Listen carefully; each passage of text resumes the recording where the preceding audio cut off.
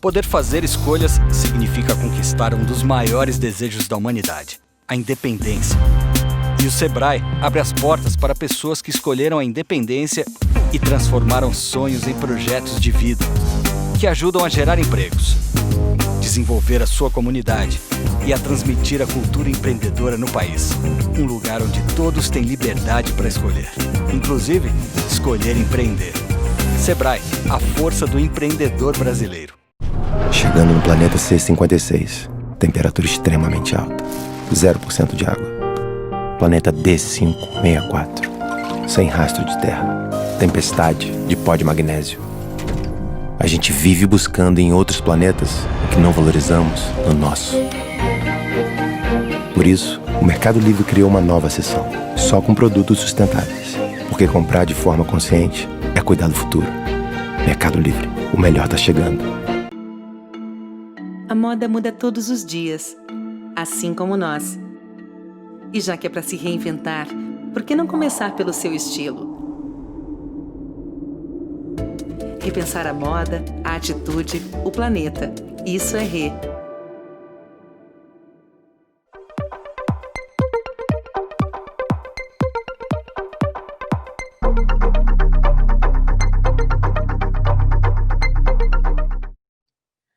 Olá a todos e todas. Vamos começar agora o painel de conversa Viscose Certificada, oferecido pelo Espaço Fornecer, com curadoria da iniciativa Moda Limpa, na programação do Brasil Eco Fashion Week, 4ª edição. Eu sou a Gabriela Machado, sou coordenadora de comunicação e conteúdos do evento, e hoje eu vou ser a mediadora desse painel. Então, para fazer uma breve introdução sobre o assunto, a viscose, para quem não está familiarizado, é aquele tecido que lembra um algodão bem fino, com toque suave. Ela faz parte do grupo chamado de fibras celulósicas artificiais e sua matéria-prima principal é a polpa de celulose extraída de árvores. Ela é considerada por muitos como a fibra do futuro e mesmo o futuro da moda, por sua crescente produção industrial e vantagens em comparação ao líder global poliéster, relativas à sua matriz renovável, à biodegradabilidade da fibra e inovações em sustentabilidade no processo produtivo. Porém, sua produção também gera grandes impactos, que estão relacionados às 3 principais etapas do seu desenvolvimento: a produção da madeira, a produção da polpa e a produção da fibra. Segundo a ONG Canopy, estima-se que cerca de metade dessas fibras produzidas no mundo ainda tem sua matéria-prima proveniente de florestas nativas ou ameaçadas de extinção. E todo o seu processo produtivo está associado ao uso de químicos contaminantes, desde fertilizantes e agrotóxicos na fase florestal, a compostos usados na fase industrial para purificar, diluir e branquear as fibras, além de emissões atmosféricas poluentes, efluentes contaminados, gasto de energia e questões socioculturais. Ao mesmo tempo, o Brasil também é considerado o país do futuro para a produção de celulose solúvel e derivados, especialmente pois, no momento, 2 grandes projetos de plantas industriais de celulose estão em construção entre o estado de São Paulo e Minas Gerais, com previsões de entrega para 2021 e 2022. Uma delas relativa à parceria entre a líder global Lenzing e a empresa de painéis de madeira Duratex. Nesse contexto, a produção intensiva de eucaliptos para uso industrial, a visão da produção de polpa de celulose no Brasil como um bom negócio e todos os demais impactos derivados da produção da fibra colocam uma lente na importância de debatermos sobre processos responsáveis, rastreabilidade e certificações para essa fibra. Então, para a gente debater um pouco de todos esses temas hoje, a gente tem um time de peso que eu vou apresentar agora, começando pela Simone Seisel.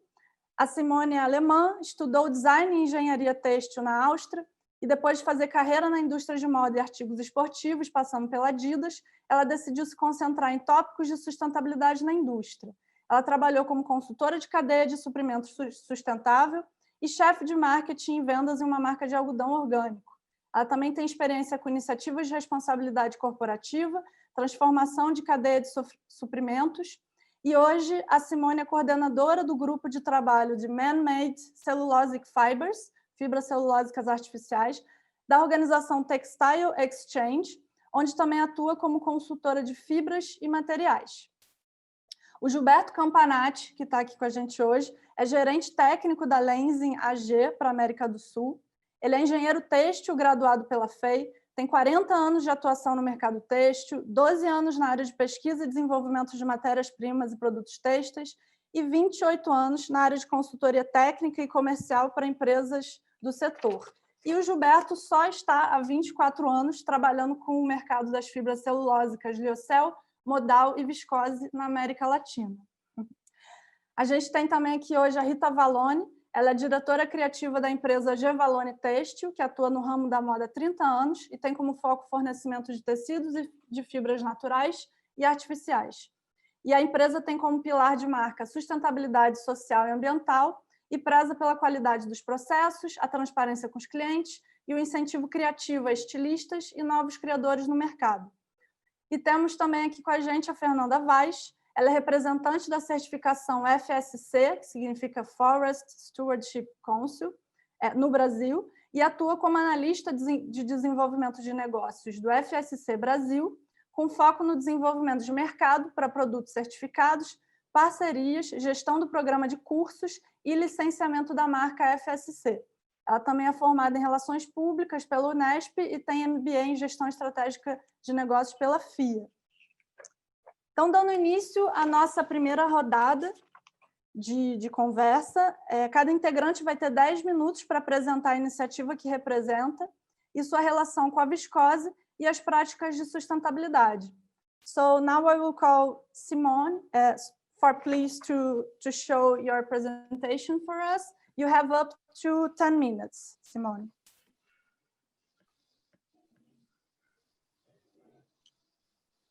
Thank you. Thank you so much for inviting me to represent Textile Exchange and also what we at Textile Exchange are doing in the area of man-made cellulosic fibers. Thank you for introducing me. Yeah, I'm Simone. I work in the fiber and materials team and also lead on the MMCF work at Textile Exchange. For those who don't know Textile Exchange, we are a global non-profit. We were founded in 2002. We have around 35 staff working in 18 countries, so we are used to working in a virtual team. And actually, it's the first time that I have the pleasure to present at Brazil Eco Fashion Week. So it's a real pleasure, and I just wished I could be in Brazil with you, and maybe this will be possible another time. Important is that we are an inclusive NGO. We are membership based. We have more than 400 members from the global value chain of textiles. And inclusive means that we, no matter where you are in the value chain, no matter if you're very early or leading on your sustainability agenda, or also if you're a big or a small company. So membership is key for us and driving the industry towards more sustainable fiber and materials together.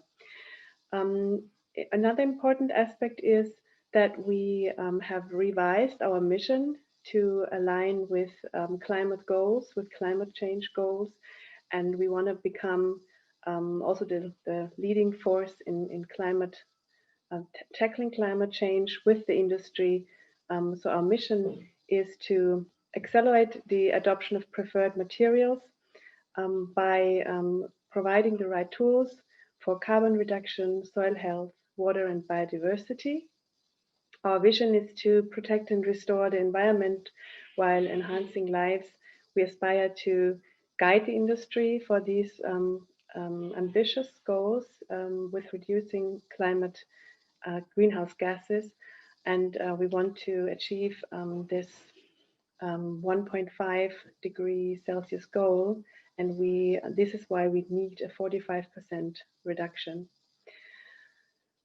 Our strategy is aligned with that, so we want to provide the right data, the right reports and other tools for the industry to drive this change and solutions for the community, because it's very clear by now no single company or organization can do this alone, and we have to do it in collaboration. The ways to engage with Textile Exchange is we have a lot of online resources for members, but also for the public domain. We have more than 10 roundtables, either material specific, but also, for example, topic or regional specific. We have more than 150 companies that benchmark their sustainability strategy, their commitment to transparency, to compliance, but also their uptake of preferred fiber materials. And they, on a year-on-year basis, they can measure where they are compared to their peers and identify also where they can become better. We have 7 standards. Some of you might know the Global Recycled Standard, the Organic Content Standard, or also our standards on wool and down, which we manage and evolve with the with global working groups. Our conference, our annual conference, also a virtual one this year, is happening this week. So today is the last day of our annual conference with more than 1,200 attendees. They're usually a highlight to come together, and hopefully we can come together next year in person again. Fiber commitments is another way to engage. We just released the latest report of the Sustainable Cotton Challenge, but also there is, for example, a recycled polyester challenge that more than 70 brands have committed to. The SDGs are a framework that we consider very important in our work. We have a lot of resources for the work with the SDGs for the industry. And as said, working with our members and for our members is really what drives us.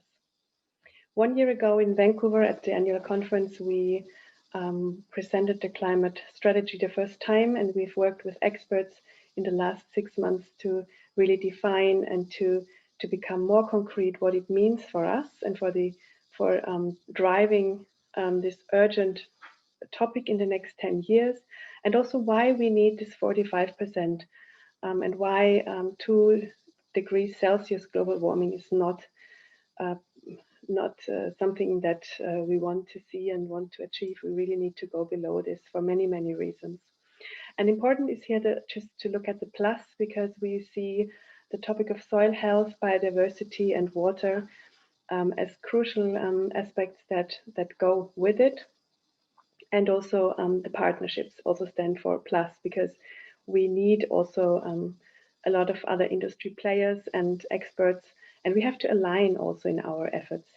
And especially as we are looking at pre-spinning stage of raw materials, this is also where other organizations and other initiatives come in place, and as well as, for example, on social aspects where we have less of a focus as in our remit. So talking about focuses, there is these 5 pillars. So when we're thinking of uptaking more recycled fibers, of regenerative practices in agriculture and in grazing, for example, when we're looking at land use change, especially also in forestry, of course, thinking of a source of energy, and also for MMCF fiber production, we have to look at what energy sources are being used. If more than 60% of viscose is produced in China, where the main resource is still coal as an energy source. So all these components together will not be enough. We really need to look at the innovation and the circularity aspects. Otherwise, we will not be able, and we're looking at it from a fiber to fiber perspective, and we need all these components, including a lot of innovators scaling when we want to achieve this 45% reduction. And we will support this with more measurement tools and with closing data gaps that we are identifying with the industry and with other organizations as we set this baseline and we looking at the targets and how we can break it down within the fiber group. So stay tuned on more of the climate work here.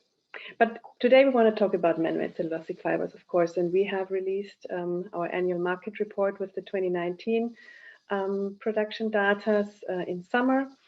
So here you can see on the right-hand side that MMCFs make up around 6.4% of the overall fiber basket.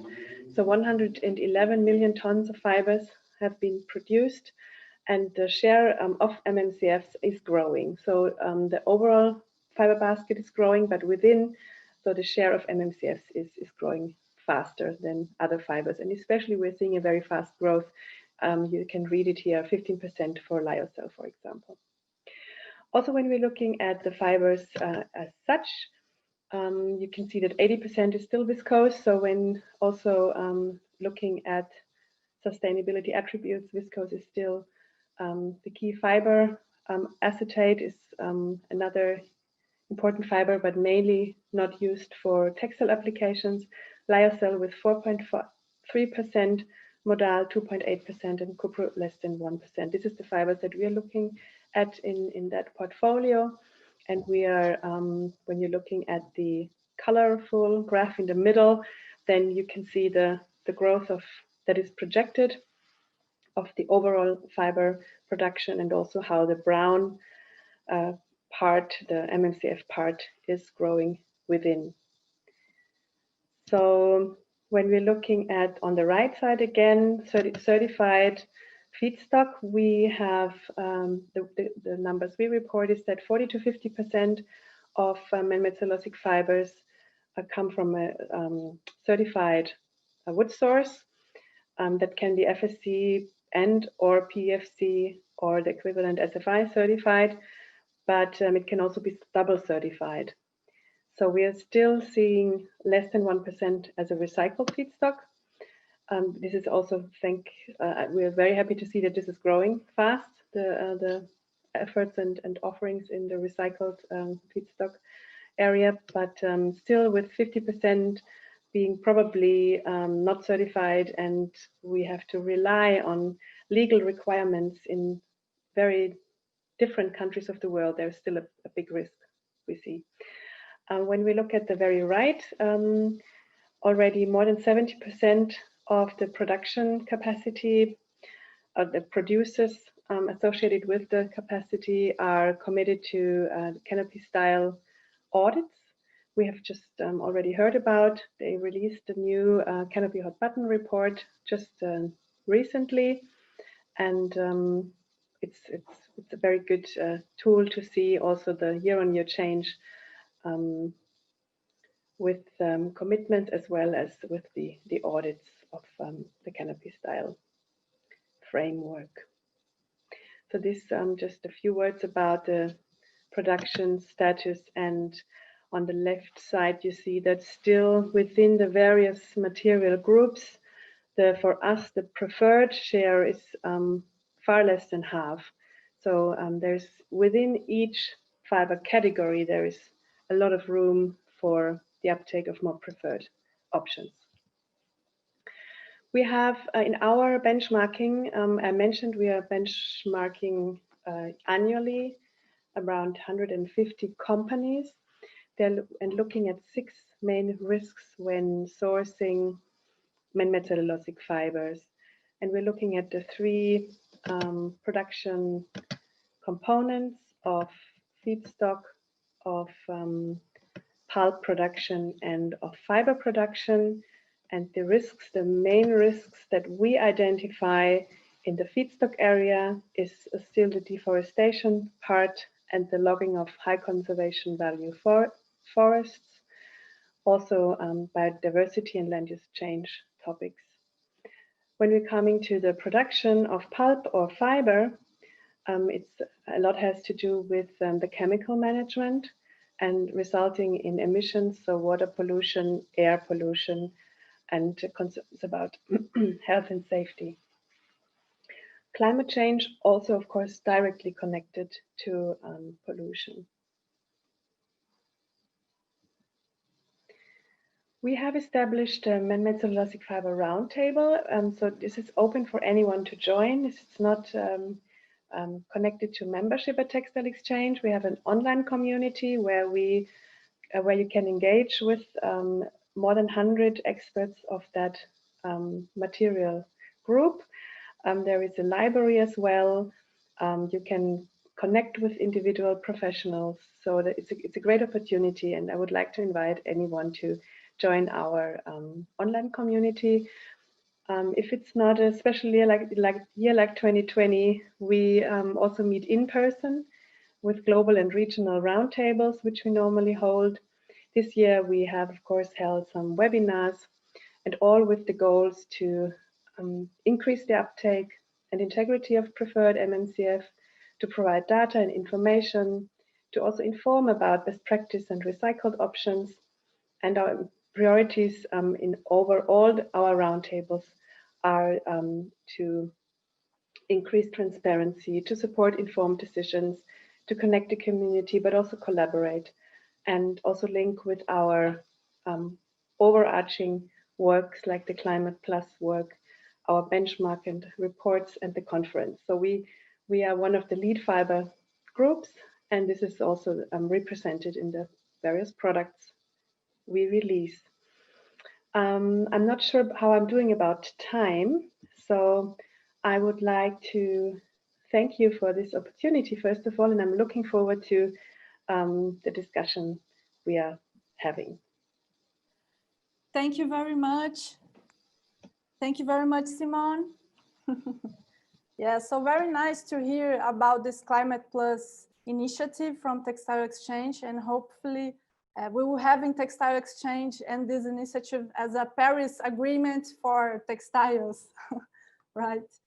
And very nice to hear from a representative of this very important institution that provides so many precious information for researchers, for the average public, and congratulations on your work. Thanks for the speech. E agora eu vou chamar o Gilberto Campanati para fazer a sua apresentação. Gilberto, você pode compartilhar a sua tela e você tem, então, cerca de 10 minutos para a sua fala. Ok. Bom, em primeiro lugar, muito obrigado também pelo convite. É sempre muito bom participar dessas iniciativas onde se fala de sustentabilidade. Eu, pessoalmente, já acompanho e gosto muito desse tema já há mais de 30 anos. E trabalhar com a Lenzing, que é uma empresa muito voltada para essa área de sustentabilidade, é um prazer. Eu gostaria de apresentar um pouquinho a Lenzing e os produtos, mas colocando com o meu jeito de ver a Lenzing, falando um pouco de como eu vi a história da Lenzing.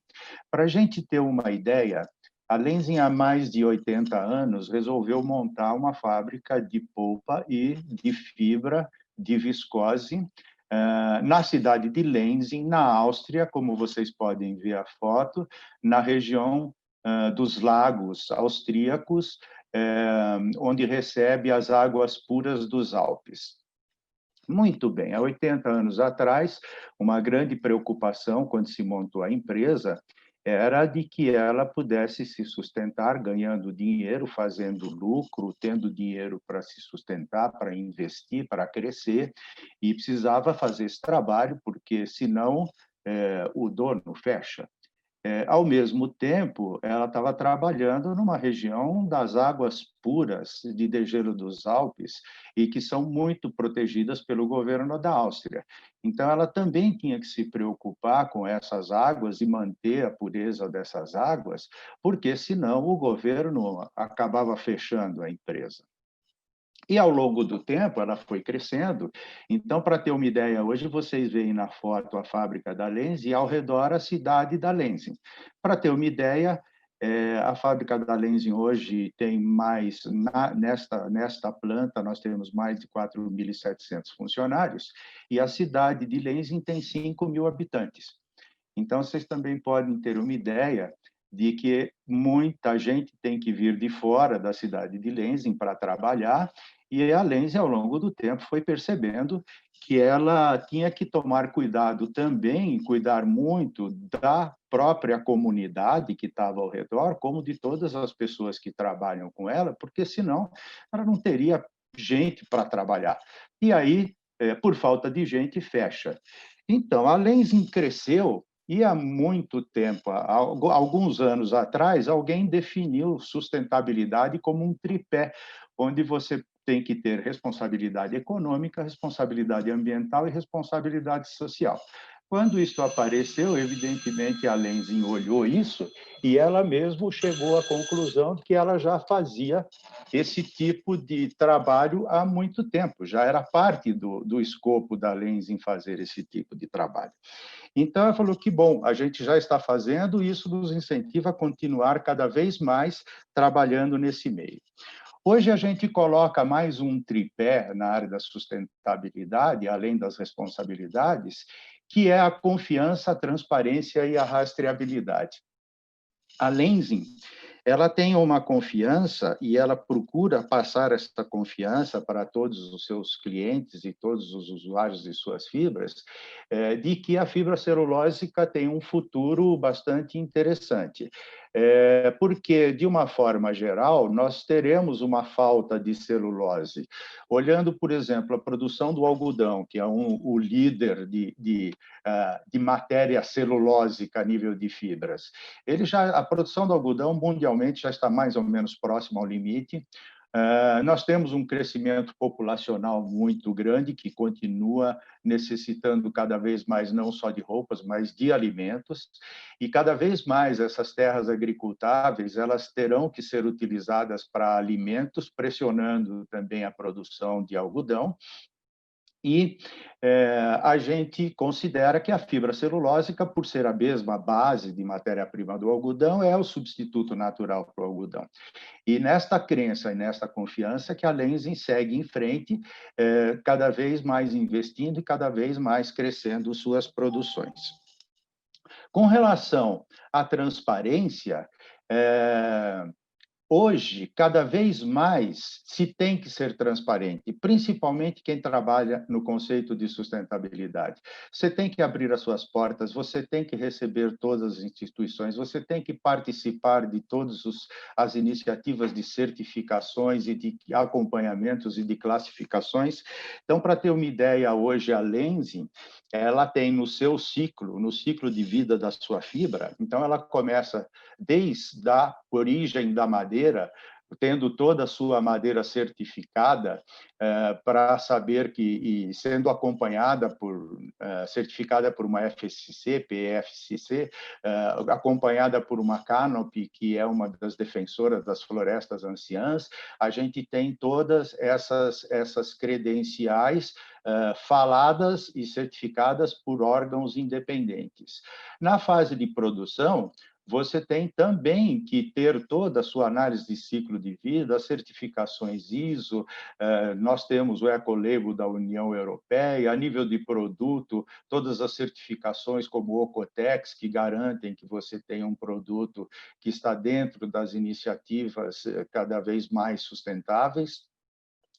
E depois não adianta você ter só uma comprovação da origem da sua matéria-prima e também do seu processo do seu produto, se você não tiver um acompanhamento até o uso final, para ter certeza de que a fibra, a matéria-prima que está naquele produto, naquela roupa, ela é aquela fibra sustentável que você procurou produzir e cada vez melhorando mais os seus índices. Então, a Lenzing tem todo um sistema de certificação de tecidos, onde ela vai testar, vai verificar a composição, verificar a origem da fibra, as qualidades desse tecido e certificar para que esse tecido, esta roupa, no final, possa ter uma etiqueta que seja uma garantia de que ela está comprando algum produto que é produzido com conceitos de sustentabilidade, com fibras sustentáveis e com um mínimo de qualidade necessário para isso. E, por final, depois do uso da roupa, nós temos o descarte. E esse descarte, no caso das fibras da Lenzing, todas elas são biodegradáveis, com todas as certificações de biodegradabilidade, não só em solo, mas também em água doce, em água marinha, em água salgada, em compostagem doméstica e compostagem industrial. A parte disso, dessas certificações todas, você tem mundialmente todos os órgãos que acompanham e ajudam nesta, não só a certificar, acompanhar, mas também nos ajudando a melhorar, encontrar os pontos onde a gente pode cada vez mais melhorar e estar evoluindo, como a própria Simone comentou da Textile Exchange, que a gente faz parte, e outras organizações, como a Fundação Ellen MacArthur e outras mais. Enfim, ao final, não adianta você dizer que você é sustentável ou dizer que o seu produto é sustentável. Você tem que ter a aprovação, a certificação de muita gente, de muitos órgãos independentes que estão te acompanhando, te verificando e, ao mesmo tempo, te ajudando a melhorar naquilo que você precisa e está sempre evoluindo com essa parte de certificação. Então, aí, por exemplo, é um exemplo em toda a cadeia têxtil de como está a Lenzing hoje com as suas certificações e os seus acompanhamentos. E, além da transparência, a rastreabilidade, como eu comentei, é fundamental. Não adianta nada a gente ter uma fibra ou produzir um produto que até a saída da nossa fábrica ele tem todas as características de sustentabilidade acompanhadas e medidas, se eu não consigo provar que naquela roupa é essa fibra que está lá. Então, uma das iniciativas, depois de muitos anos, a fibra viscose, por exemplo, é uma fibra que numa roupa final, depois de passar por todos os processos da cadeia têxtil, principalmente os processos na área de tinturaria, de acabamentos, você fica cada vez mais difícil você identificar que aquela viscose é de sua propriedade. Então, depois de muitos anos de trabalho, de pesquisa, a Lenzing conseguiu desenvolver uma forma de colocar um DNA na nossa viscose, e esse DNA nos garante, é um DNA permanente na fibra, que nos garante que até se eu pegar uma roupa com 20 anos de uso, eu vou verificar e eu consigo medir e eu consigo saber se tem a nossa fibra viscose lá e quanto tem da nossa fibra viscose. A gente consegue ter essa certeza da rastreabilidade. Então, não só temos todas as comprovações de que a fibra foi produzida de uma forma sustentável, como podemos comprovar que a fibra que está naquela roupa é a nossa viscose. E para poder fazer toda essa divulgação e esse acompanhamento, essa fibra precisava de um nome, o nome escolhido foi Ecovero. Então, a fibra Lenzing Ecovero é a viscose da Lenzing, que tem um DNA de rastreabilidade. Então, ela é uma viscose que parte de madeiras certificadas pela FSC, PFSC, que no caso da Canop, que acompanha as florestas anciões, a gente é classificado como uma camiseta verde, que está dentro dos pontos de mais alto conceito. É a única fibra viscose hoje que ainda tem a etiqueta Ecolabel da União Europeia. É uma fibra onde, em relação à média das viscoses produzidas no mundo, a gente emite 50% a menos de CO2 na produção dela e utiliza 50% a menos de água.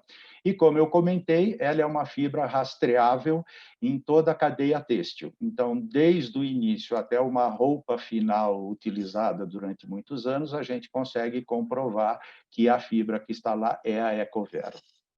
Então, dentro desse conceito, e para a gente terminar essa iniciativa, mas eu queria citar mais duas grandes pontos onde a Lenzing está trabalhando muito forte com relação à sustentabilidade, que é, primeiro, o compromisso que ela assinou, se comprometendo a fazer uma redução das emissões de CO2 em 50% até o ano de 2030 e zerar as emissões de CO2 até 2050.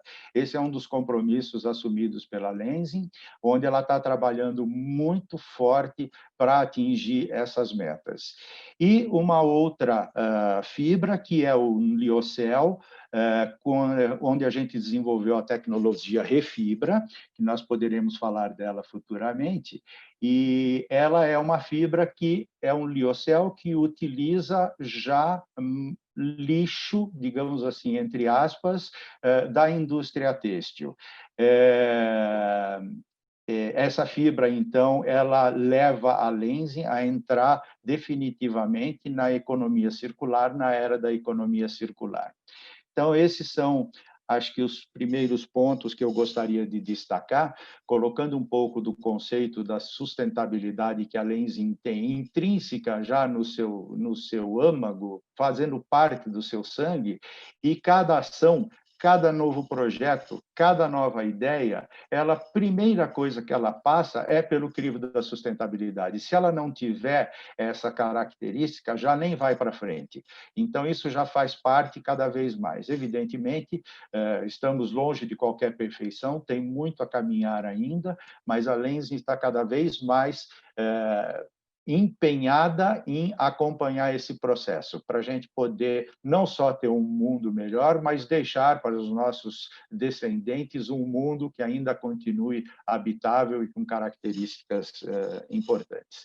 Eu acredito, para iniciar, essa apresentação da Lenzing, da nossa viscose, já pode ajudar bastante. Obrigado. Obrigado, Gilberto.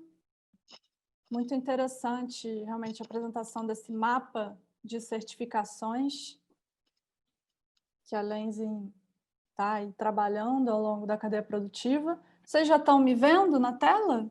Acho que falta o Gilberto parar o compartilhamento, né? Será que é no footer, nesses botõezinhos de baixo, Gilberto?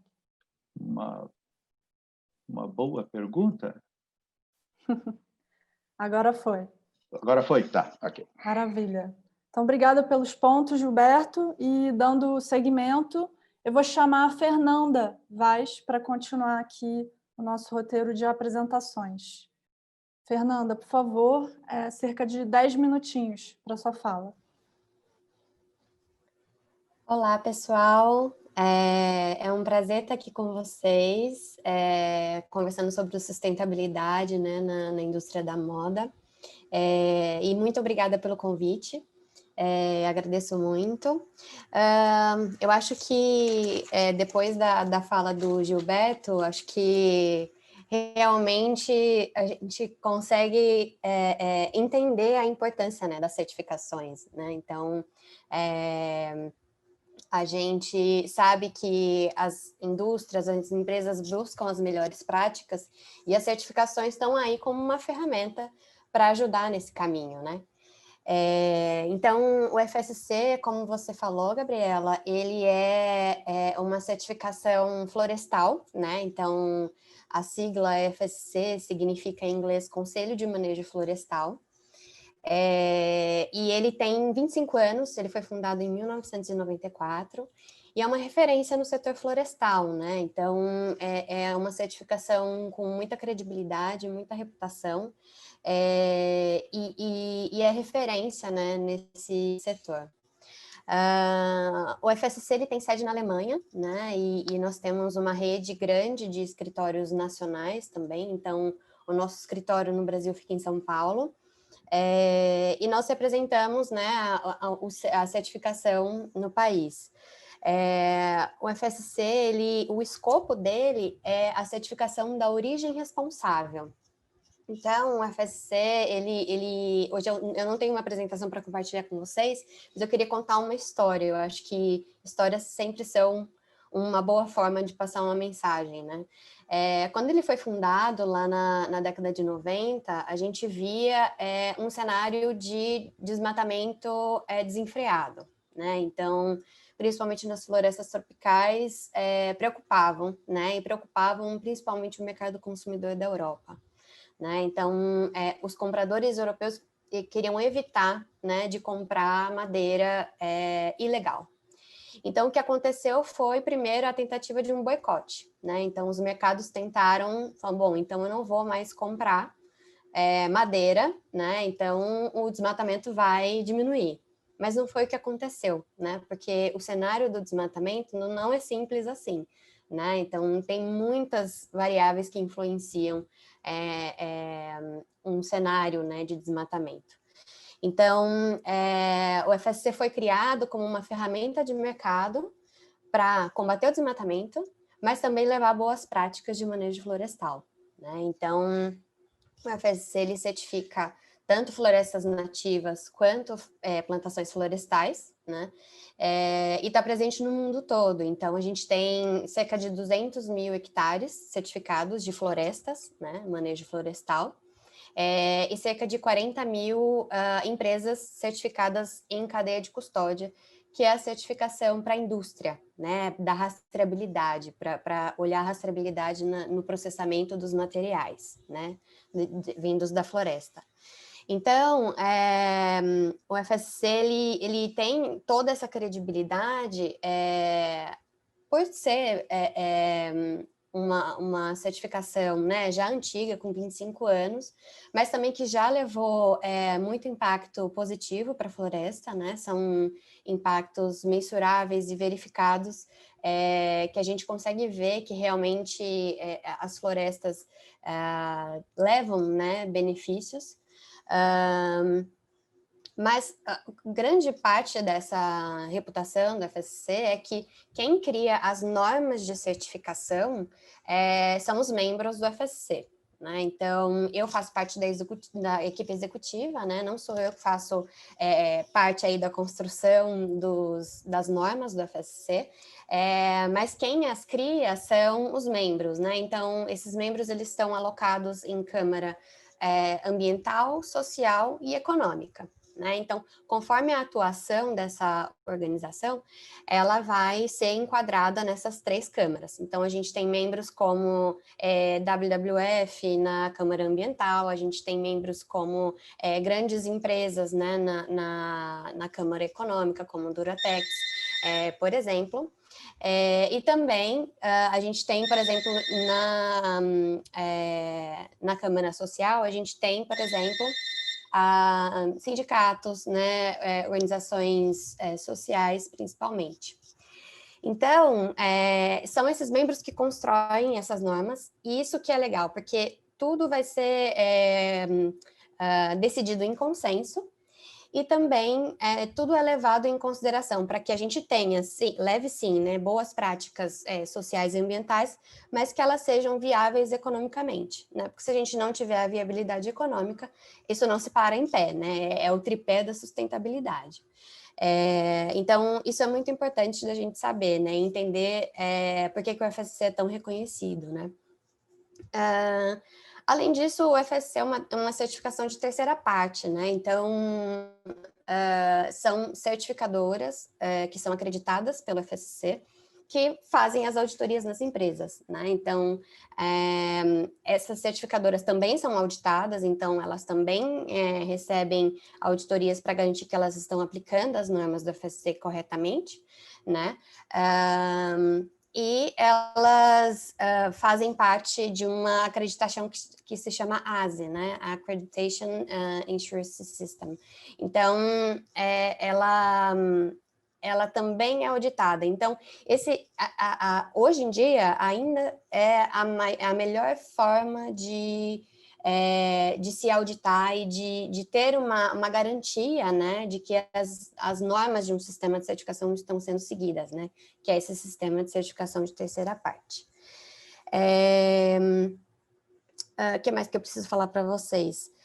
É importante saber que os empreendimentos florestais, né, de manejo florestal, eles seguem a certificação de manejo florestal da FSC, né? São esses padrões construídos pelos membros que seguem critérios rígidos de ambientais e sociais. Então, desde direitos humanos, direitos trabalhistas, né? Mas também relacionamento com comunidades locais, e aí na questão ambiental também, por exemplo, sempre protegendo áreas de alto valor de conservação, espécies ameaçadas, né? Então, tudo isso é olhado pelo FSC. Então, além da legislação, o FSC ainda pede além, né, na questão ambiental e social. E aí a gente tem a certificação da indústria, né? Então, a gente tem aqui o caso, por exemplo, da Lenzing, né, que é certificada, né? O Gilberto explicou muito bem isso. Então, a gente tem a certificação da floresta, mas aí a gente tem a certificação da indústria, né, para a gente garantir essa rastreabilidade do produto. Então, quando a gente vê um produto que tem o selo do FSC com a arvorezinha, até trouxe aqui para mostrar para vocês não esquecerem qual que é, ele quer dizer que veio de uma floresta certificada, né? Então, a gente olha tanto a floresta quanto a indústria até chegar no consumidor final. Eu não sei como está meu tempo, Gabi, se você quiser só me orientar, se eu Você tem ainda tenho mais algum tempo. 2 a 3 minutinhos, Fernanda. Tá legal. Bom, eu acho que o importante também de saber é que a gente fala como é que o FSC consegue, né, certificar as florestas, né, a indústria. Isso tudo vem da demanda do consumidor e do cliente, né? Então, quando o consumidor, os clientes começam a ter uma preocupação e querer entender de onde está vindo o produto que eles consomem, né? É isso que faz as empresas olharem para a sua produção, né? Olharem para os seus impactos e entender como que elas podem mitigar impactos e melhorar, né, a sua atuação. Então, é muito importante que o consumidor peça isso, né? E aí tem também dentro da cadeia produtiva a demanda, né, dos clientes. Então, uma confecção, né, uma indústria que pede, que busca esse tipo de certificação. É isso que faz a cadeia toda olhar para a sua atuação e ver de que forma ela pode melhorar. E o FSC entra nessa questão, né? Normalmente é assim que as cadeias produtivas se desenvolvem nas certificações. Muito interessante, Fernanda. Muito obrigada. E chama atenção quando você diz que a FSC tem esse esforço de acompanhar e controlar e certificar boas práticas da indústria, mas que realmente neutralizar o processo de desmatamento global é algo muito complexo, né? E tem muitas camadas aí envolvidas, muitas questões sociais intrínsecas, né? E acho que a gente pode falar um pouquinho mais sobre esse tópico na segunda rodada. Então, agora, para finalizar a primeira rodada, eu vou chamar a Rita para fazer a sua apresentação, por favor. 10 minutinhos, Rita.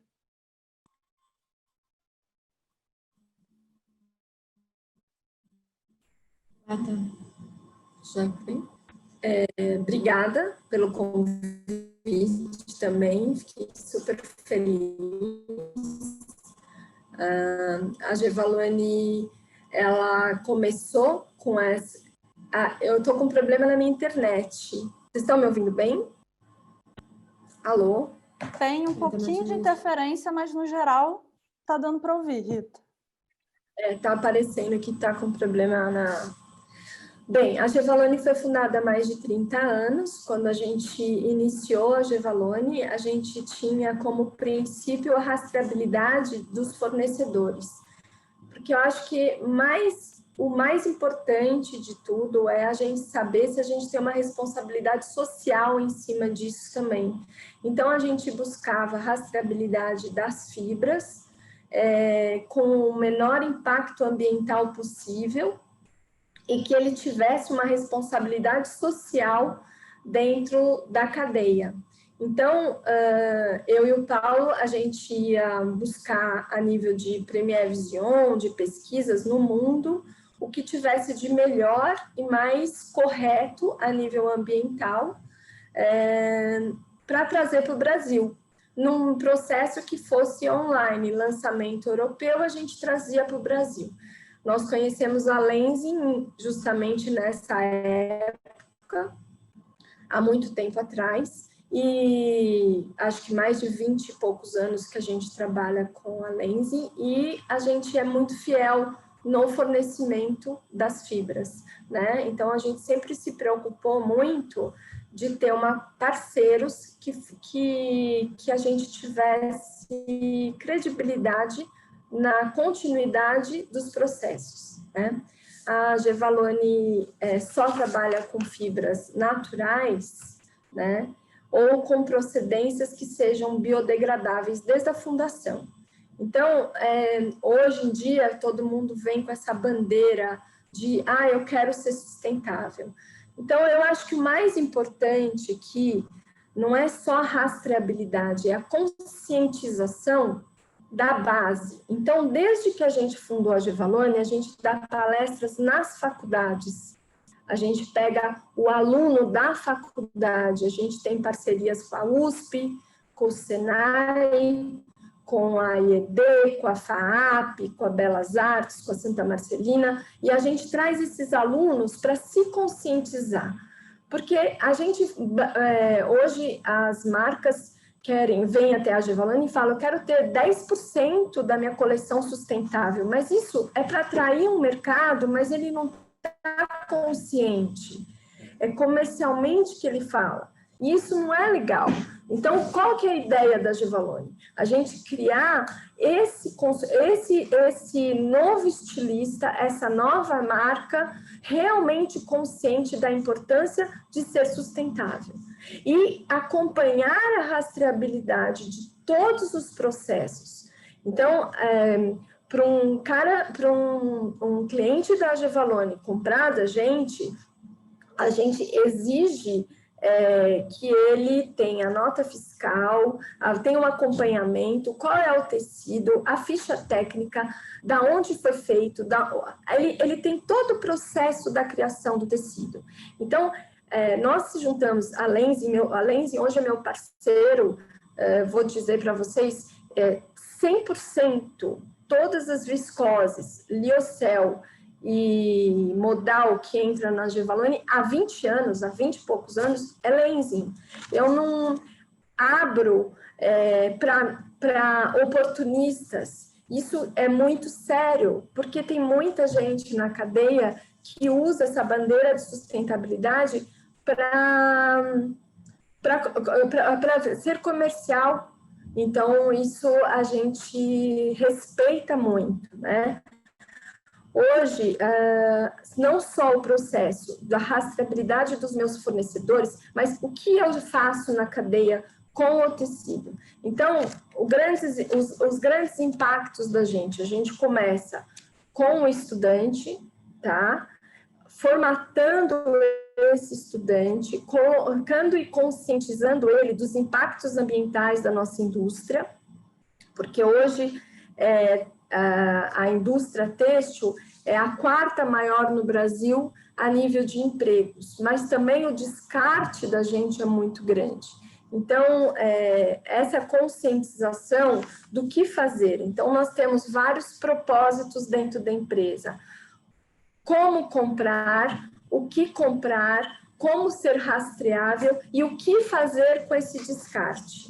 Então, hoje, por exemplo, a gente tem várias ações dentro da Gevalone com o propósito de diminuir o impacto ambiental desses resíduos também, né? Então, isso eu acho que é super importante a gente falar, né?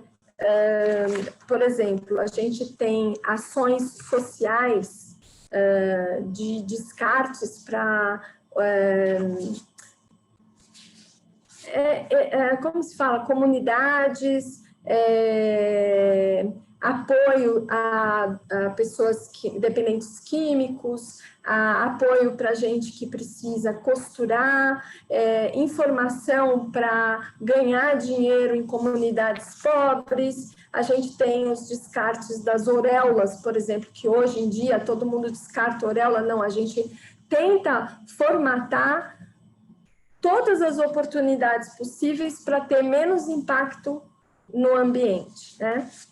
A viscose, Lenzing a viscose, o liocel e o modal para a indústria têxtil é super diversificado. Hoje eu consigo fazer, a Gevalone tem mais de 95 artigos formatados com gramaturas diversas que a gente consegue fazer. Então, eu tenho modal, que é super fluido, eu tenho um liocel que se comporta mais duro e ele faz um acabamento mais nervoso, e eu tenho a viscose Ecovero.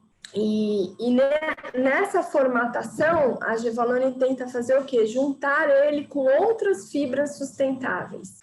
Então, a gente consegue formar uma coleção inteira com pesos diversos, que aí no começo da live você estava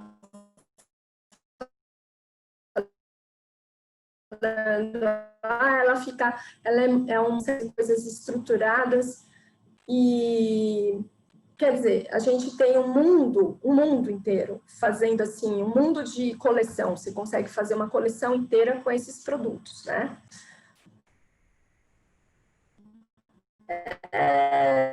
Basicamente é isso que eu acho que é muito importante a gente falar de todas as parcerias que são importantes, mas assim da conscientização para ela realmente ser sustentável, não querer ser sustentável para ter uma bandeira comercial. Então é importante a gente instruir realmente as pessoas da importância da rastreabilidade e da procedência das fibras, né, para realmente elas acreditarem que elas estão mudando o mundo em relação a isso, né?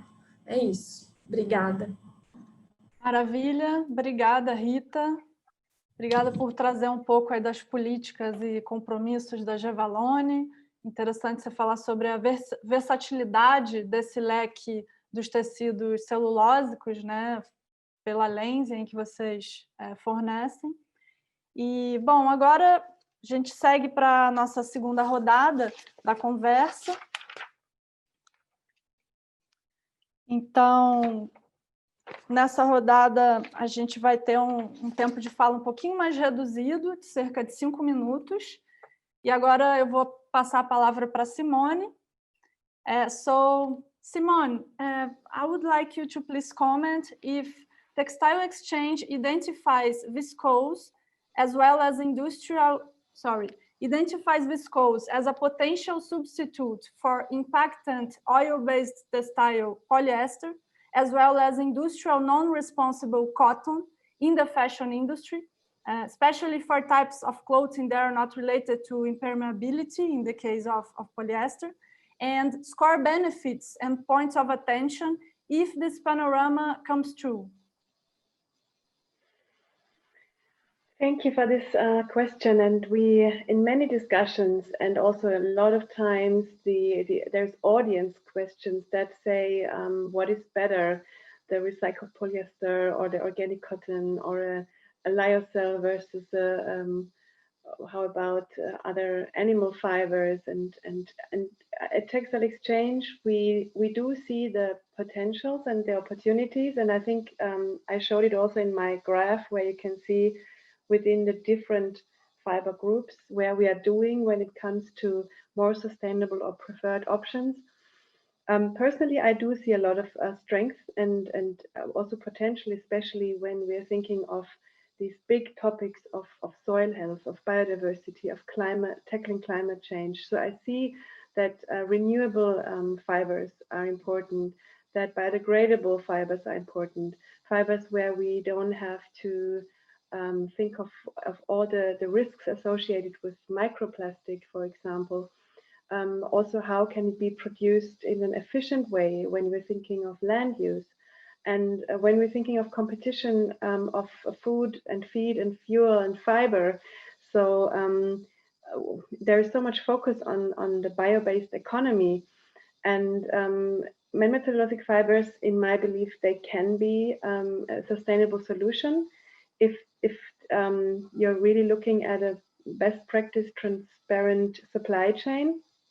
And I think we've seen also, for example, what Lenzing is doing and how much effort it is to have each step of the supply chain not only certified and transparent, but really becoming, let's say, climate neutral or climate positive when we are thinking of 2030 and beyond.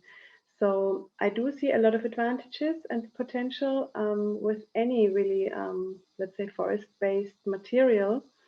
At the same time, I do not want to compare it with, for example, cotton or polyesters, because we need all these efforts in all the fiber categories.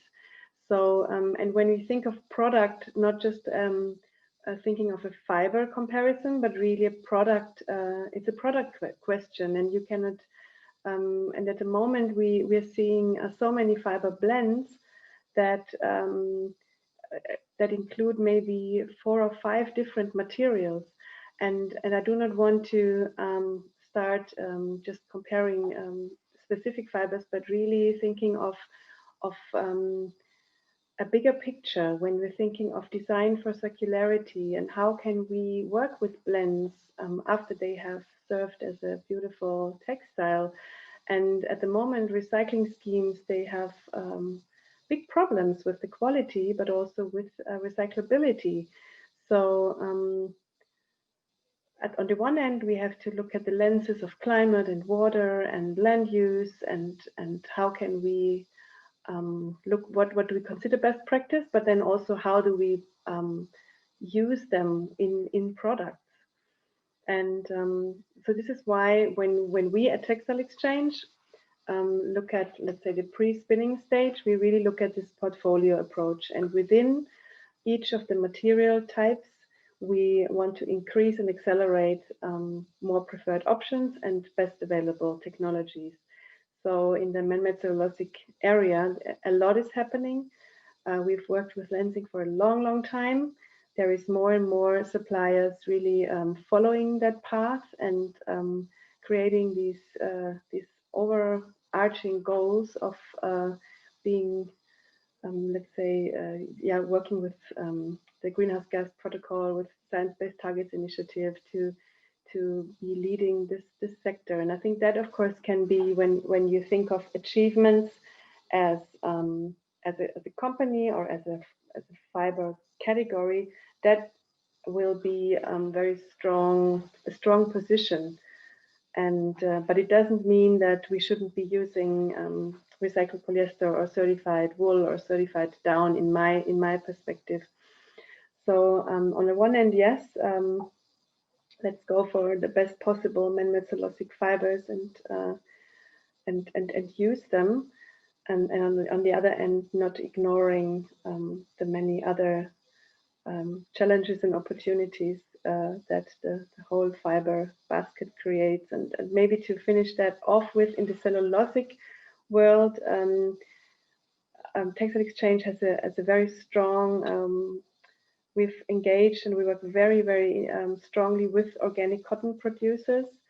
So of course there is limited land for limited cotton production, for sure, but there is also the social components and economic considerations when you're thinking of dependency on certain crops. And this is why I think we need to also look at this whole aspect of regenerative agriculture, and not only at replacing fibers with others. So I hope that answered your question. Very interesting insight, Simone. This outlook to have a wider view of the subject, and also to consider that textiles are being very much blended nowadays as well in garments. So all of this have to be considered to reach to an ideal panorama, and also taking for granted the social aspect, as you mentioned. So very interesting insights. Thank you. So, seguindo a conversa, eu passo agora a fala para o Gilberto. Gilberto, como você expôs na sua apresentação, a Lenzing vem puxando a régua da produção quanto à gestão de químicos em loop fechado, operação carbono neutro, e com esse foco em carbono neutro, e apresentando possibilidades de reciclagem da sua própria fibra pós-consumo, né? Nesse panorama, eu gostaria que você comentasse sobre o plano de expansão das operações da Lenzing no Brasil, com base nessa planta industrial de polpa de celulose que eu comentei na introdução, que a empresa está construindo em parceria com a Duratex, e que você comentasse quantas e quais áreas de produção florestal no Brasil deverão servir de insumo para essa nova planta. Gilberto. Ok. Vamos comentar um pouquinho a respeito da dessa iniciativa da DENSE, mais esse passo que nós estamos dando no sentido de sustentabilidade. Como comentou a Simone também, e nós, dentro da nossa crença, acreditamos muito no crescimento das celulósicas, então, nos próximos investimentos da Lenzing, nós estamos já construindo uma nova fábrica de liocel na Tailândia, que deve começar a entregar a fibra no final de 2021, início de 2022. Estamos com a construção dessa fábrica de planta de polpa de madeira solúvel aqui no Brasil, que é a LD Celulose, em parceria com a Duratex, e já temos planejada uma nova fábrica de tencel liocel, faltando definir ainda qual o local que ela será feita. Falando um pouquinho, como você falou, da planta de LD celulose aqui no Brasil, isso é um investimento conjunto da Lenzing com a Duratex. Esse investimento hoje ele está orçado em 1,3 bilhões de dólares. Essa fábrica vai produzir 500 mil toneladas por ano de polpa solúvel de madeira. Para ter uma ideia, nós necessitamos na Lenzing 1 milhão. Hoje nós temos uma produção em torno de 300 mil, quer dizer, 30% da nossa necessidade. Vamos para não 50%, não 80%, mas mais ou menos uns 65%, porque estamos aumentando a produção de liocel, então teremos no futuro 65% a 70% da nossa necessidade de polpa suprida por nós mesmos. Esse empreendimento está gerando 8 mil empregos aqui no Brasil durante toda a sua construção e vai utilizar mais de 1.000 funcionários durante a operação depois de pronto, também para o início de 2022. Ela vai usar 70 mil hectares de florestas, todas certificadas pela FSC, na região de Minas Gerais. Esse 70 inclui não só o reflorestamento, mas também toda a manutenção de florestas nativas. Toda a geração de energia será energia limpa, gerada a partir de biomassa, da própria matéria-prima que nós temos, e como essa geração vai ser muito superior à necessidade da indústria, então 40% de tudo que for gerado, ela vai ser alimentada, vai ser injetada na rede elétrica pública. Então, nós vamos entregar 40% da produção de energia limpa, de biomassa, para o consumo público. E essa planta, sem dúvida, é um dos importantes passos na redução da emissão de CO2 a caminho da nossa neutralidade, que está já programada ou compromissada para 2050 estarmos com o CO2 zerado no ambiente. Como a gente sabe, manutenção de florestas, ela é extremamente importante porque ela se alimenta do CO2 do ambiente para crescer, para tirar o carbono para o seu crescimento, e é esse trabalho que as florestas fazem que ajudam muito em todo o trabalho do aquecimento solar. É um comentário muito simplista, mas é muito interessante, porque a diferença entre a madeira certificada e o desmatamento, ela é exatamente isso. O desmatamento é aquele que pega uma floresta e some com ela. E o reflorestamento é aquele que pega um local que não tem uma floresta e mantém uma floresta lá, mesmo porque para a gente usar a madeira ou ter a madeira, nós temos que ter a floresta. Então, esse é o processo onde as certificações tipo FSC são extremamente importantes para garantir que aquela madeira, aquela fonte é uma manutenção de floresta e não um desflorestamento. Eu acredito que, de uma forma geral, é isso da LD celulose que a gente teria para comentar um pouco com você. Tá? Obrigado. Maravilha, Gilberto, obrigada. Eu teria mais perguntas a fazer, mas a gente vai ter que avançar por conta do tempo. Então, eu passo agora a fala para a Fernanda.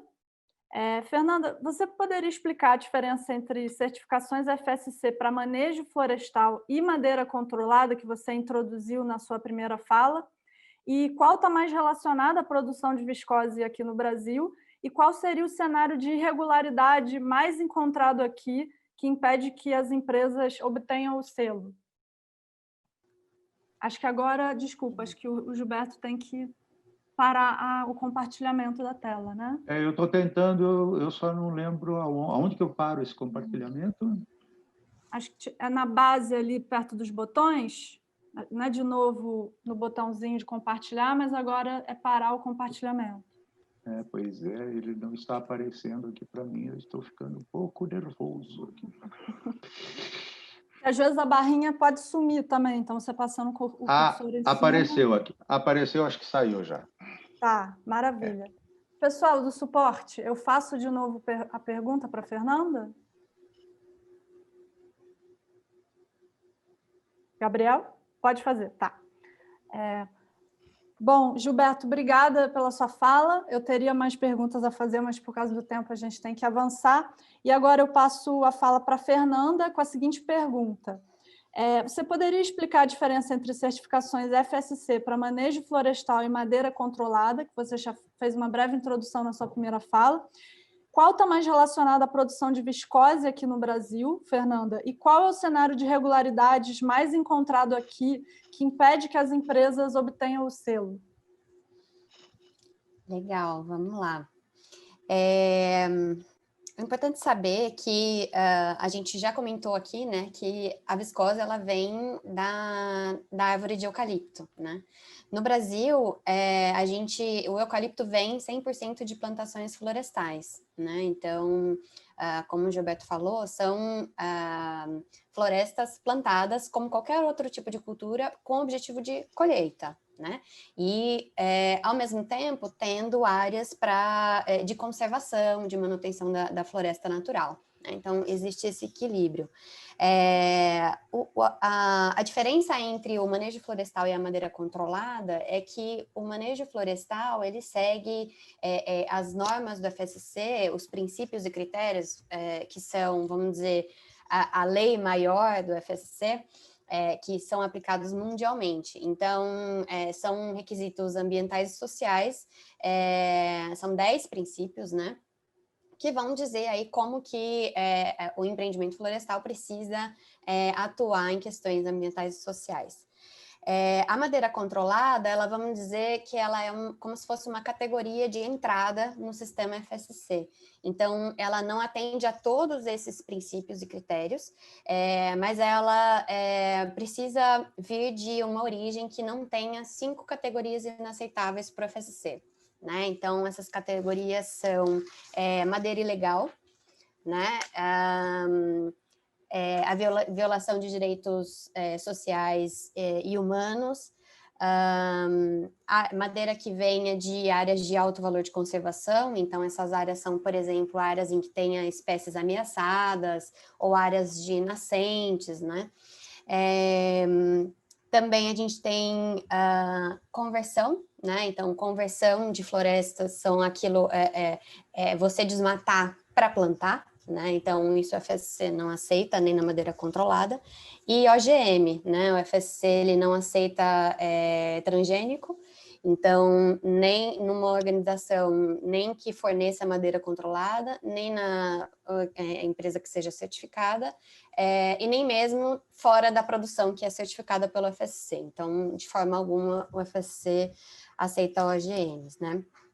Então, essa é a principal diferença. É um assunto complexo, né? Eu tentei simplificar, mas essa é a principal diferença. E as duas formas de certificação, de verificação, podem estar relacionadas com a produção de viscose, né? Então, a gente vê, por exemplo, na produção ali da LD, vão ser a certificação de manejo florestal mesmo, né? Então, pelo que eu entendi. Mas pode existir, por exemplo, o fornecimento de madeira controlada.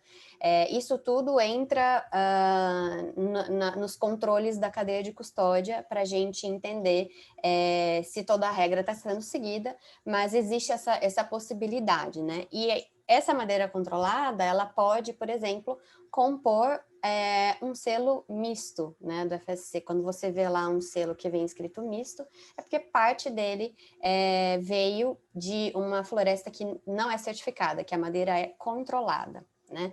Isso tudo porque existia uma dificuldade de oferta de madeira no mundo, né, certificada. A FSC tem controles rígidos, então precisava ter alguma categoria de entrada para que existisse oferta insumo suficiente para a indústria produzir com a certificação FSC, né? Eu acho que os principais irregularidades, assim, acho que o que a gente pode dizer é que direitos sociais, né, é uma questão complexa, e a gente tem também a conversão como um dos principais fatores aí de irregularidade, né? Então, hoje em dia, os grandes empreendimentos de plantações florestais no Brasil já são certificados pelo FSC, né? O que a gente tem de dificuldade de acesso à certificação são de pequenos produtores, né? Cerca de 30% da produção de plantações florestais são em áreas de pequenos produtores. E esses produtores podem ter dificuldade, por exemplo, de recursos para acessar a certificação, para se adequar às normas do FSC. Então, isso é ainda um cenário complexo para a gente conseguir crescer a certificação de manejo florestal nas plantações florestais. Muito legal, Fernanda. E só para ficar claro para a gente, para o público, a gente está falando de madeira e nos relacionando a maior parte do tempo ao eucalipto, né? Mas existem outros tipos de espécies que também acabam entrando nessa certificação, que em geral vai ter uso para polpa de celulose e depois para elaboração de viscose? Sim, o FSC ele é uma certificação florestal, né? Então, tudo que é da floresta, a gente certifica, né? Então, desde produtos que venham, por exemplo, a própria madeira, painéis de madeira, papel e celulose, mas produtos não madeireiros também, açaí, castanha, borracha, tudo isso o FSC pode certificar, né? Acontece que o FSC é muito forte no setor madeireiro e no setor de papel e celulose. E com o crescimento, né, do setor da viscose, da polpa de celulose para viscose, o FSC tem crescido também nesse setor. Então, a gente vai começar a ver cada vez mais o FSC sendo aplicado nessas cadeias. E mais além da espécie do eucalipto, você teria alguma outra espécie para exemplificar que entram nessa cadeia também? Sim. A gente tem, por exemplo, a gente certifica não só as plantações florestais, né? No Brasil, de plantação, que a gente tem, principalmente, eucalipto, pinus e teca, né? Existe também algumas plantações de mogno africano, principalmente para o setor de movelaria e construção civil.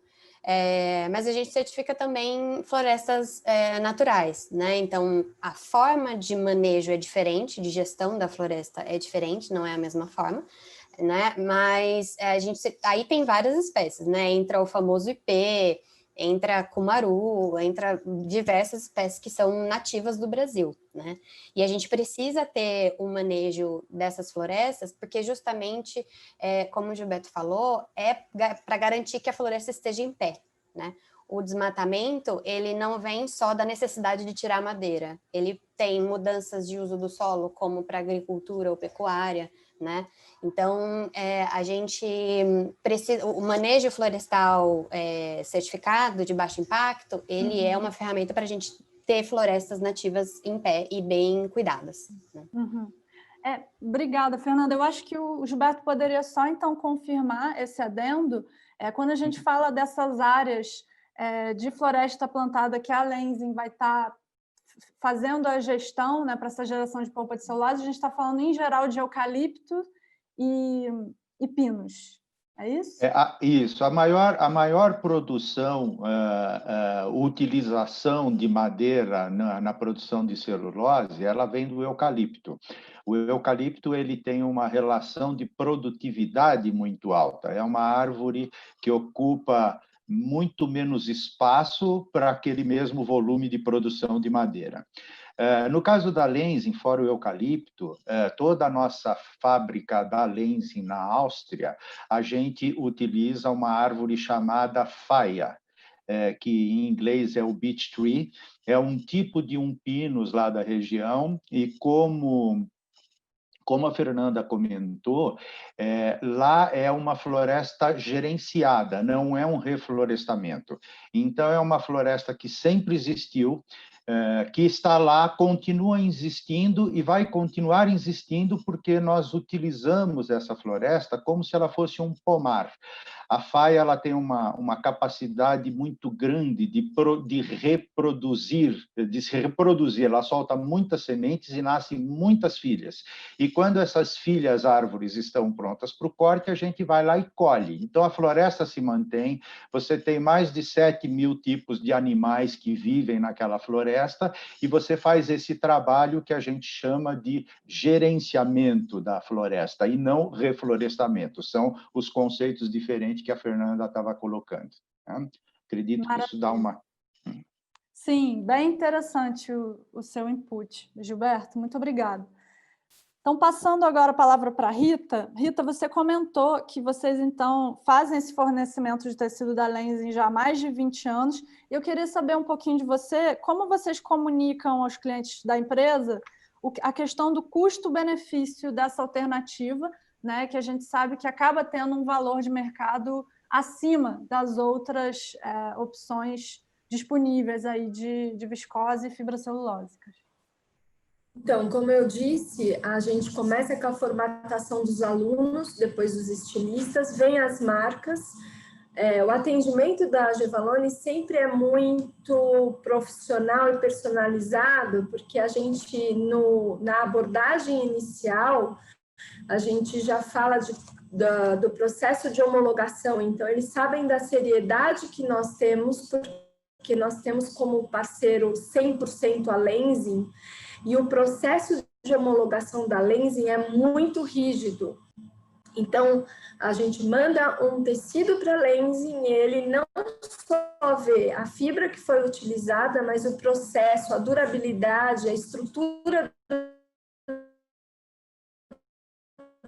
tecido, para depois dar um número de rastreabilidade. O cliente vem e compra um tecido de fornecimento da Gevaloni, então, o comprometimento da Lenzing por trás. Então, o processo é feito através de uma homologação, eu não sei se dá para ver, mas assim, nós criamos vários tipos de tag autorizados pela Lenzing e cada 1,5 metro do tecido, ele consegue passar para o consumidor final o que ele está levando, qual é o processo do rastreamento que foi feito, o que foi utilizado e uma ficha técnica para dizer o que ele consegue estar produzindo com esse tecido. O mais importante é que com as fibras que a gente trabalha das celulósicas, a gente consegue fazer tecidos que substituem a seda, que substituem o algodão, porque é o que nem eu falei, ele tem caimentos diferenciados, ele tem uma transpiração, ele é agradável no uso, no caimento, e você consegue fazer assim, diversos tipos de moda, de designers. Eu misturo muito com linho, misturo com algodão, misturo com seda, e ele vai criando tecidos inusitados para o mercado. Então, a gente, com as fibras da Lenzing, a gente consegue criar uma gama muito grande e o cliente fica... além de satisfeito, ele fica completamente convicto que ele está levando um processo de rastreabilidade do começo até o final sustentável. Então, isso que eles vêm buscar com a Gevaloni, essa seriedade na homologação. Isso é passado sempre, muita transparência para o cliente com todas as informações. Maravilha, obrigada, Rita. A gente está com um tempo super curto. Eu vou fazer mais uma perguntinha para a Simone e a gente vê se a gente consegue um comentário final para os integrantes da mesa. So, Simone, Could you please bring examples of successful experiences Textile Exchange had along with MMCF stakeholders, such as Lenzing, while providing tools and learning opportunities through events, reports, and so on? And if there is any example of Textile Exchange work reaching companies that are still sourcing from endangered forests and producing irregularly in many ways?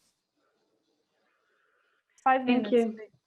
Yeah, it's hard to be very short because we've did a lot of things together with Lenzing. I mean, I'm mainly I work in Europe for Textile Exchange, so I can give a few examples on our collaborations in Germany, but also in the UK, and also we had a great panel some I think 2 years ago in Istanbul, also where we jointly presented and also shared insights in a panel.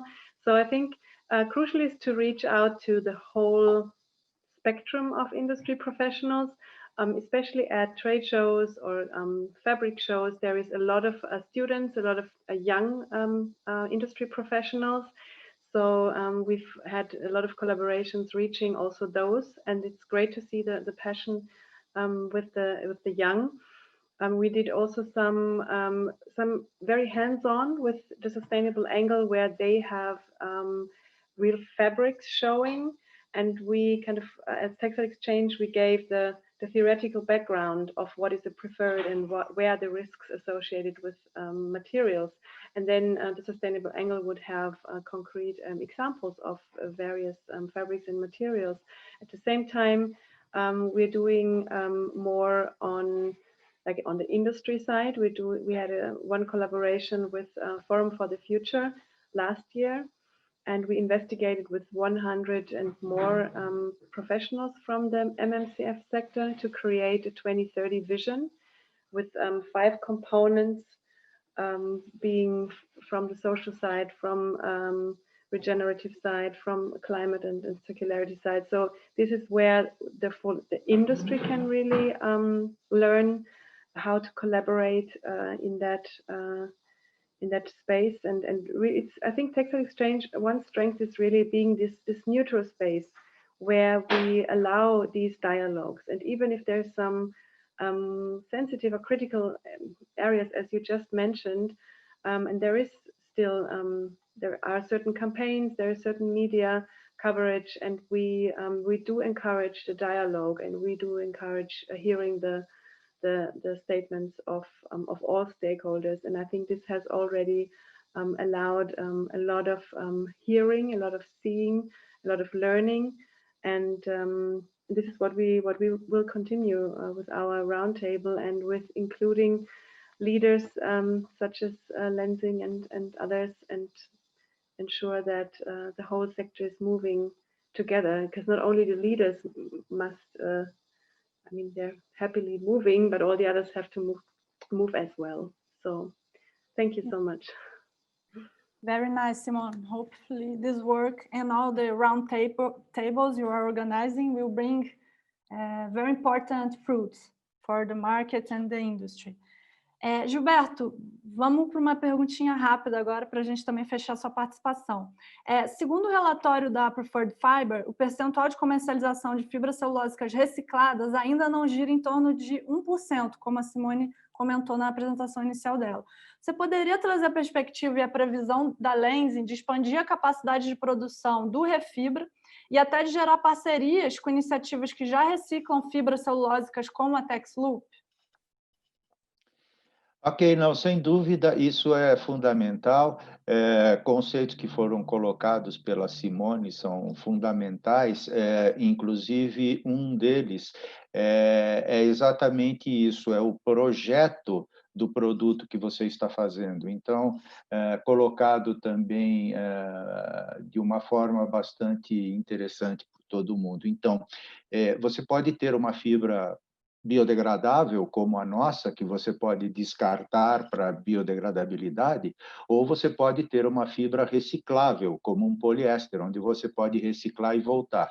No momento, eu não vou nem falar da minha fibra para não ser suspeito, mas no momento que você mistura, às vezes, um poliéster com um algodão, você faz uma mistura 50-50, então a gente tem um poliéster que deve ser reciclado, um algodão que deve ser biodegradável, e um não comporta o outro. Então, como que você utiliza esse tecido? Então, de uma forma economicamente viável, evidentemente.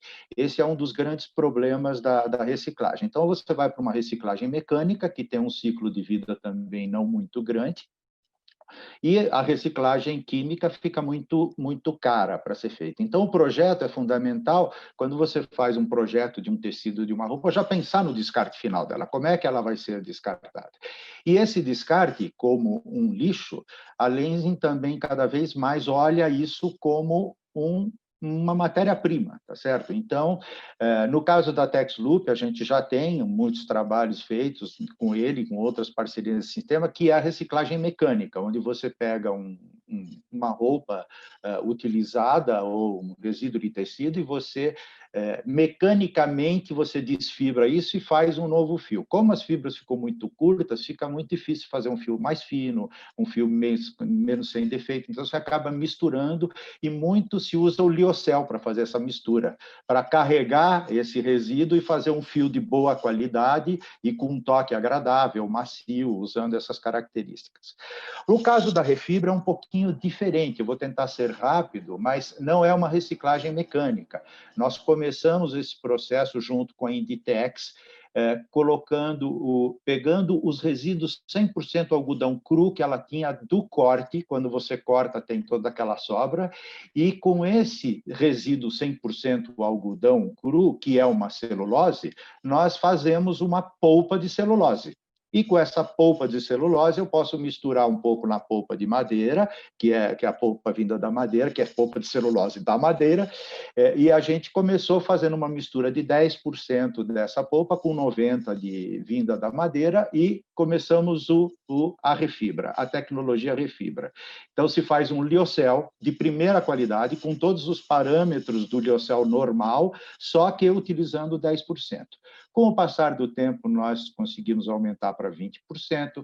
Com o passar do tempo, nós conseguimos tirar cor também, então já não precisava ser só cru, podia ser colorido.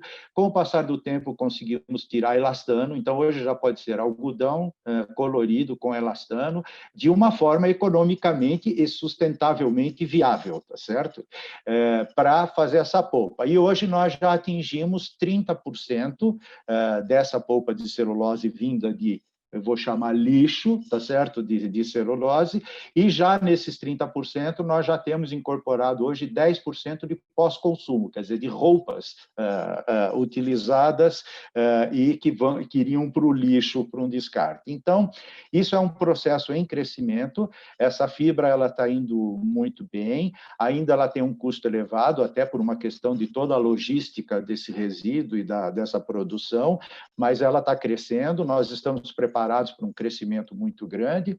Eu gosto só de imaginar o futuro, para a gente entender bem esse processo. Num futuro, quem sabe, eu posso pegar qualquer lixo de celulose e transformar numa polpa de celulose e usar 100% dessa polpa para fazer um liocel de primeira qualidade.